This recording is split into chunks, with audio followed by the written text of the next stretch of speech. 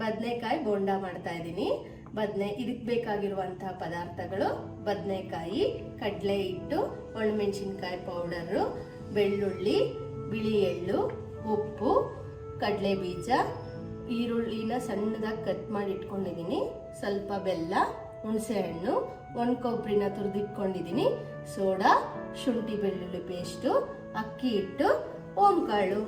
ಈಗ ಬದನೆಕಾಯಿನ ಈ ಥರ 4 ಭಾಗ ಸೀಳ್ಕೋಬೇಕು. ಈ ಥರ 4 ಭಾಗ ಆಗುತ್ತೆ. ಇದು ಕಪ್ಗಾಗದೆ ಇರೋ ಹಾಗೆ ನೀರನ್ನ ಒಂದೊಂದಾಗೆ ಎಲ್ಲ ಬದನೆಕಾಯಿ ತಗೊಂಡು ಈ ಥರ ಎಲ್ಲ ಮಾಡಿ ನೀರಿಗೆ ಹಾಕಿ ಇಟ್ಕೋಬೇಕು.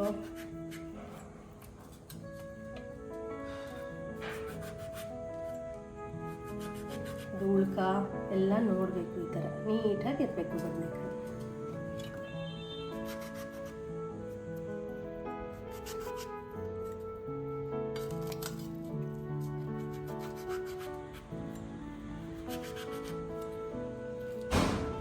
ನೋಡಿ, ಇದೆಲ್ಲ ನೀರೊಳಗೆ ಹಾಕಿ ಈ ಥರ ಇಟ್ಕೊಂಡು ಪಕ್ಕಕ್ಕೆ ಇಟ್ಕೋಬೇಕು. ಇದನ್ನ ನಂತರ ಹಿಟ್ಟನ್ನ ಕಲಿಸ್ಕೋಬೇಕಾಗತ್ತೆ.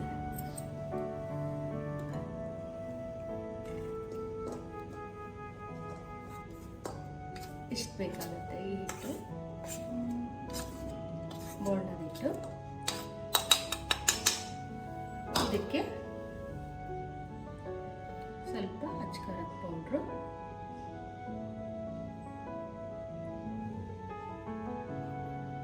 ನಂತರ ಇಟ್ಟಿದ್ದೀವಲ್ಲ ಶುಂಠಿ ಬೆಳ್ಳುಳ್ಳಿ ಪೇಸ್ಟು, ಇದೊಂದು ಸ್ವಲ್ಪ, ನಂತರ ಸ್ವಲ್ಪ ಅಡಿಗೆ ಸೋಡಾ, ಸ್ವಲ್ಪ ಸಾಕು ಗೆಳೆಯರೆ. ನಂತರ ಇದಕ್ಕೆ 1-2 ಸ್ಪೂನು ಅಕ್ಕಿ ಹಿಟ್ಟನ್ನ ಹಾಕೋತಾ ಇದ್ದೀನಿ.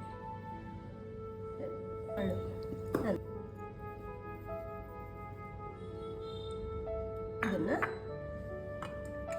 ನಂತರ ಇದಕ್ಕೆ ಸ್ವಲ್ಪ ಉಪ್ಪನ್ನ ಸೇರಿಸ್ಕೋಬೇಕಾಗುತ್ತೆ. ನೋಡ್ಕೊಂಡು ಹಾಕ್ಕೊಳ್ಳಿ ಉಪ್ಪನ್ನ. ಅದಕ್ಕೆ ಎಲ್ಲ ಹಾಕಿದ್ಮೇಲೆ ಎಲ್ಲ ಚೆನ್ನಾಗಿ ನೀರು ಹಾಕಿ ಚೆನ್ನಾಗಿ ದೋಸೆ ಹಿಟ್ಟಿನದಕ್ಕೆ ಕಲಿಸ್ಕೋಬೇಕಾಗುತ್ತೆ. ಚೆನ್ನಾಗಿ ಬೀಟ್ ಮಾಡಬೇಕಿದೆ.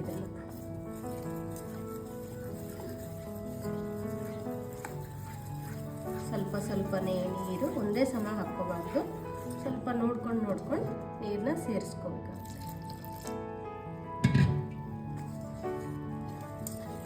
ಒಂಚೂರು ಗಂಟಿಲ್ದಲೆ ಎಲ್ಲ ಚೆನ್ನಾಗಿ ಮಿಕ್ಸ್ ಮಾಡಬೇಕು.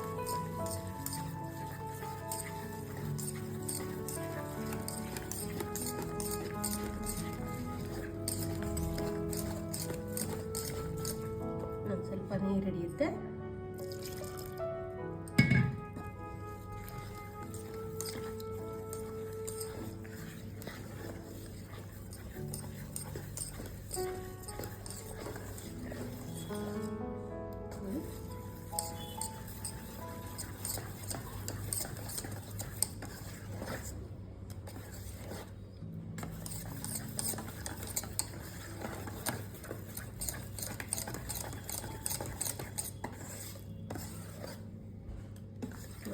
ಈ ಥರ ಹಿಂಗಂದ್ರೆ ಈ ಥರ ಬೀಳ್ತಾ ಇರಬೇಕು ಹಿಟ್ಟು. ಈ ಹದಕ್ಕೆ ಕಲಿಸ್ಕೋಬೇಕಾಗತ್ತೆ.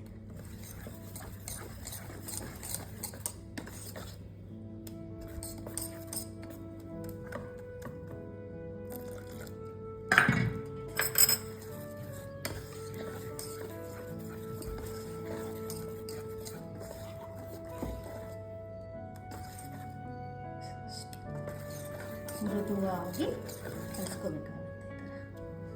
ಇದರ ನಂತರ ಈಗ ಕಡಲೆ ಬೀಜನ ಸ್ಟಫಿಂಗಿಗೆ ಹುರ್ಕೋಬೇಕಾಗತ್ತೆ. ಸ್ವಲ್ಪ ಇಷ್ಟು ಪ್ರಮಾಣ ಸಾಕಾಗತ್ತೆ. ಚೆನ್ನಾಗಿ ಫ್ರೈ ಮಾಡ್ಕೋಬೇಕು ಕಡಲೆ ಬೀಜನ.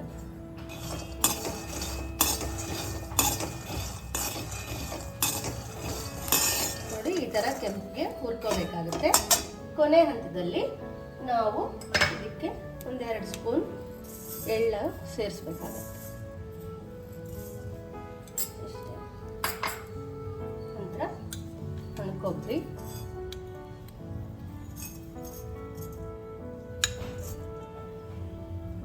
ಸ್ಟವ್ ಆಫ್ ಮಾಡಬೇಕಾಗುತ್ತೆ. ಇದನ್ನು ಸ್ವಲ್ಪ ಆರಕ್ಕೆ ಬಿಡಬೇಕು. ಹಾಕೋಬೇಕಾಗುತ್ತೆ. ಈಗ ಬದನೆಕಾಯಿ ಸ್ಟಫಿಂಗಿಗೆ ಈಗ ಹುರ್ಕೊಂಡಿದ್ದೀವಲ್ಲ ಕಡಲೆ ಬೀಜ, ಎಳ್ಳು, ಕೊಬ್ಬರಿ, ಇದನ್ನು ಮಿಕ್ಸಿ ಒಳಗೆ ಹಾಕ್ಕೊಂಡು ಆರಿದ್ಮೇಲೆ ಇದಕ್ಕೆ ಒಂಚೂರು ಅಚ್ಕಾರದ ಪೌಡ್ರು, ಸ್ವಲ್ಪ 2 ಸ್ಪೂನ್, ಸ್ವಲ್ಪ ಉಪ್ಪು, ಸ್ವಲ್ಪ ಹುಣಸೆಹಣ್ಣು, ನಂತರ ಸ್ವಲ್ಪ ಟೇಸ್ಟಿಗೆ ಬೆಲ್ಲ, ಇದನ್ನ ಮಿಕ್ಸಿ ಮಾಡ್ಕೋಬೇಕಾಗುತ್ತೆ.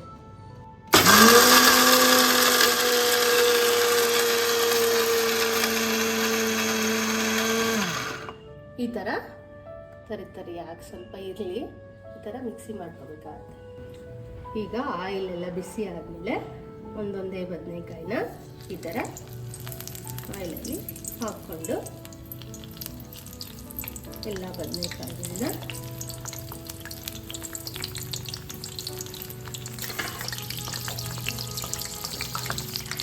ಇದು ಒಂದು 50% ಬೆಂದರೆ ಸಾಕು ಎಣ್ಣೆಯಲ್ಲಿ.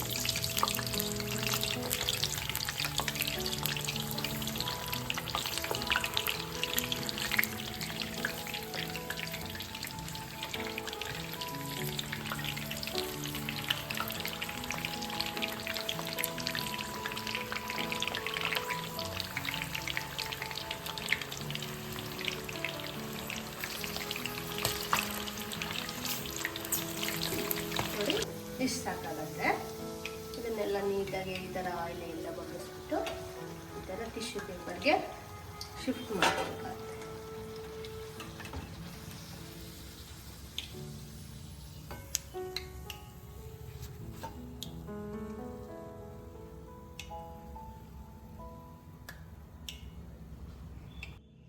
ಈಗ ಪೌಡ್ರ್ ಮಾಡಿಟ್ಕೊಂಡಿದ್ದೀವಲ್ಲ ಬದನೆಕಾಯಿ ಸ್ಟಫಿಂಗಿಗೆ, ಇದಕ್ಕೆ ಈರುಳ್ಳಿನ ಸೇರಿಸ್ಕೋಬೇಕಾಗುತ್ತೆ. ಒಂದು ಸ್ವಲ್ಪ ಇದನ್ನು ಈ ಥರ ಮಿಕ್ಸ್ ಮಾಡಿಕೊಂಡು ಇದೆಲ್ಲ ಆರಿದ ಮೇಲೆ ಇದಕ್ಕೆ ಈ ಥರ ಸ್ಟಫಿಂಗ್ ಮಾಡ್ಕೋಬೇಕಾಗುತ್ತೆ. ಎಲ್ಲ ನೀಟಾಗಿ ಈ ಥರ ಒಡೆದೋಗೋಗಿದ ನೀಟಾಗಿ ಈ ಥರ ಪ್ರೆಸ್ ಮಾಡಿಟ್ಕೋಬೇಕು. ಈ ಥರ ಒಂದೊಂದೇ ಈ ಥರ ಪ್ರೆಸ್ಸಿಂಗ್ ಮಾಡ್ಕೊಂಡ್ಮೇಲೆ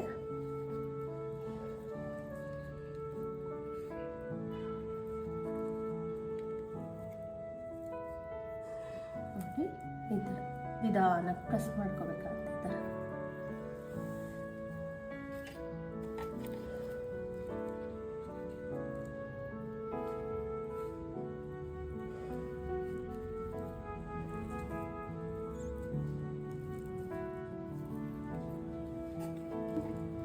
ಈಗ ಎಲ್ಲ ಬದನೆಕಾಯಿಗೂ ಸ್ಟಫಿಂಗ್ ಮಾಡ್ಕೊಂಡಿದ್ದೀನಿ. ಈಗ ಕಡಲೆ ಹಿಟ್ಟೆಲ್ಲ ಕಲಿಸ್ಕೊಂಡಿದ್ದೀವಲ್ಲ, ಈ ಥರ ಚೆನ್ನಾಗಿ ಮುಳುಗಿಸಿ ಎಣ್ಣೆ ಕಾದ್ಮೇಲೆ ಈ ಥರ ಬಿಡಬೇಕು.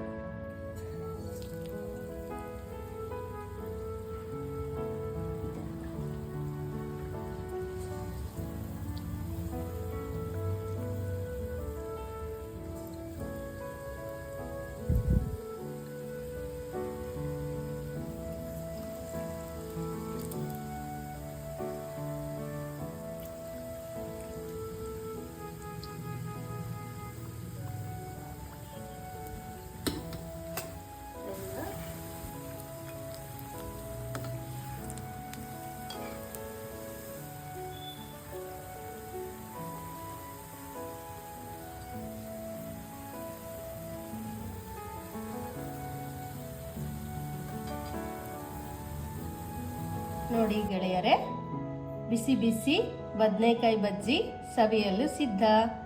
ಸಂಜೆ ಸ್ನ್ಯಾಕಿಗೆ ತುಂಬ ಚೆನ್ನಾಗಿರುತ್ತೆ. ಆಂಧ್ರ ಸ್ಟೈಲ್ ಬದನೆಕಾಯಿ bonda.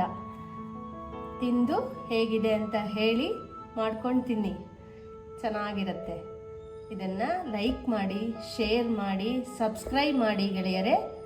Thank you for watching.